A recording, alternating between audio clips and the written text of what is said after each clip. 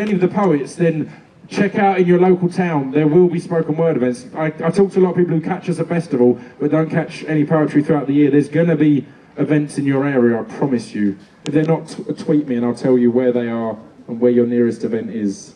I'll probably ignore the tweet, but the intent's there right now. Now I'm in a field with all of you. Tomorrow when I'm at home, I won't give a shit. But yeah, thank you for coming out. There's probably some of you who are wondering who the fuck I am and why how I've got the right to get up here and be swearing a lot and looking like a terrorist and messing about. But yeah, basically I'm fucking loaded. I'm very, very wealthy. I mentioned earlier I come from a small town called Stamford Hope. I was the first person in Stamford Hope to become a millionaire before the age of 18. Interesting fact. Basically, actually before I do my last one, basically there's a particular piece of material that I made all my money from, and you might think you don't know, you've not heard the name, but I'll do a little taster of that particular piece that made me my first million before the age of 18, first million. I'll do a little taster of that and then I'll do the last poem. We'll be good. Hang on, I don't, this is weird, I don't normally do this, but I'll just hang on.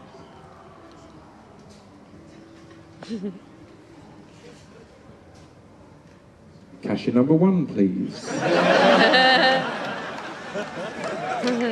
Cashier number 2, please. I did all of those, up to like 20. And then they use the 20 and the 1 together and they have to pay you twice. It's jokes, you wouldn't believe it, so much money. Woolworths paid stupid money, that's why they went tits up. Argos crazy. The Royal Mail, that they paid the most, honestly. Like years ago when the Da Vinci Code came out, there's all these rumours of the Catholic Church have got other revenues and all that. Fuck that, the Royal Mail have got other revenues, trust me. There's a letter, it's 36p. Take that to Scotland. Doesn't even cover the petrol, I guarantee you. Doesn't even cover the petrol. So yeah, for my last one, I'm going to read you a letter actually, which it's actually a letter that I stole. So that is illegal. So to the ladies in the crowd, I now strike something of a rebellious figure, a James Dean, Phil Mitchell on crack kind of vibe, which I've been assured is very attractive. So yeah, let's get this shit going. Also, I'm going to have to run off after the show because I'm DJing in a tent in like 15 minutes, which was my mistake. So I won't be able to stay and say hello to everyone, but I'll be about in the field, so come and say hello later if you want, and buy stuff off Chris and Luke. But Chris's one has got Luke in it, so, you know. Tough times and all that. And Luke was in a suit, so, and Chris had no shoes on, so.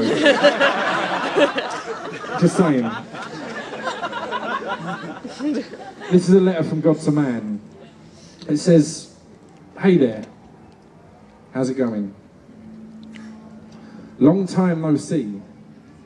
And I haven't been around much lately, but it didn't seem like you wanted me to be. The last time I sent down the message, you nailed it to the cross, so I figured I'd just leave you to it and let you be your own boss. But I've been keeping an eye on you, I have, and it's amazing how you've grown. All your technological advances and the problems you've overthrown. All the beautiful art you've created with such grace and such finesse. But I must admit there are a few things I'm afraid that have impressed me less. So I'm writing to apologise for the horrors committed in my name. Well, that was never what I intended. I feel I should take my share of the blame. A lot of the good I tried to do was corruptive and organised religion got into full swing. What I thought were quite clear messages were taken to unusual extremes. My teachings were taken out of context to meet the agendas of others. Interpretations taken in different ways and hidden meanings discovered. Religion became a tool for the weak to control the strong. Of all these new morals and ethics, survival of the fittest was gone. PTO. No longer could the biggest man simply take wherever he needed, because damnation was the price and certain rules were not heeded. Some of the deeds committed in my name make me wonder where I went wrong. Back at the start when I created this, the foundation seemed so strong. See, all the elements were already here, long before I began. I just kind of put them all together. Didn't really think out a long-term plan. I made the sun an appropriate distance and laid the stars across the sky, so you could navigate this globe or watch the sunrise. I covered the earth with plants and fruit, some for sustenance and some for beauty. I made the sun shine and clouds rain so their maintenance wasn't your duty. I tried to give each creature its own attributes without making them enveloped. Gave you all your own space to grow and in your own way space to develop. I didn't know that such developments had caused rifts and jealousy. Caused you to war against each other and leave marks on this planet indelibly. You see, I wasn't the creator. I was more the curator of nature. And I want to set things straight with homosexuals right now. I don't hate you. I was a simple being. I happened to be the first to yield such powers, but I just laid the ground. It was you that built the towers. It was you that invented bombs and the fear that comes with them. It was you that invented money and corrupt economic systems. You invented terms like just war and terms like friendly fire. And it was you that didn't know when to stop digging deeper and when to stop building higher. It was you that exhausted the resources I carefully laid out on this earth. And it was you that saw these problems come but credited them little worth. It was you that used my teachings in your own personal vein. It was you that committed such tragedies, even though they were in my name. So I apologise for my mistakes, and when my words are misconstrued, but it's apologies to Mother Nature, because I created you.